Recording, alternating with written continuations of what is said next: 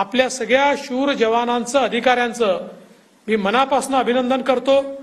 या ठिकाणी आपलं जे गडचिरोलीचं पोलीस दल आहे, या दलाने निश्चितपणे महाराष्ट्र सरकारची मान ही अभिमानाने उंचावलेली आहे आणि म्हणून आपले पोलीस अधीक्षक निलोत्पल असतील, आपले सगळे त्यांच्यासोबतचे ॲडिशनल एसपी असतील, सगळे DYSP असतील, आपले सगळे पोलीस असतील, सगळे आपले रँक, आपले PI PSI जी रँक अँड फाईल आहे, या सगळ्यांचं हे यश आहे।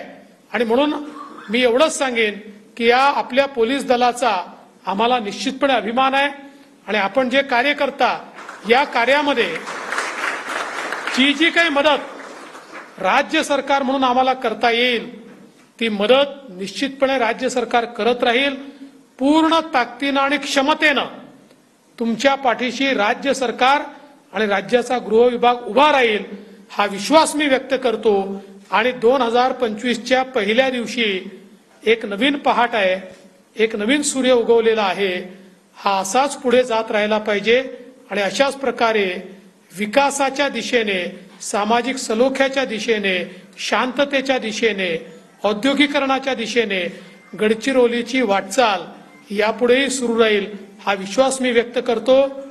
तारक सहित ज्या सगळ्या केडरनी आत्मसमर्पण केलाय त्यांना विश्वास देतो की तुम्ही मार्ग भटकलेले होतात, आता सन्मार्गावर आले आहात। या सन्मार्गावर तुमचं पूर्ण पुनर्वसन हे केल्याशिवाय आम्ही थांबणार नाही।